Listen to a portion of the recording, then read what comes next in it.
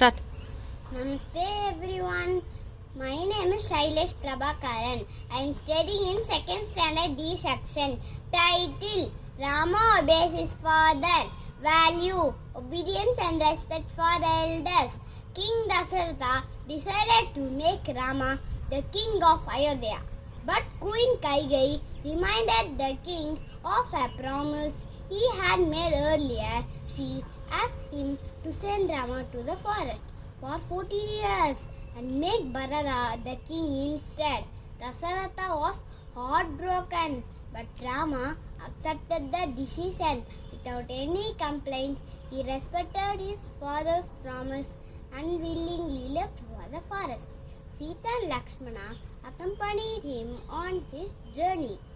Even though Rama had to give up the throne, he remained calm and cheerful. He believed that duty and respect for parents were more important than power and comfort. Moral of the story is we should always respect our parents and keep our promises. Thank you.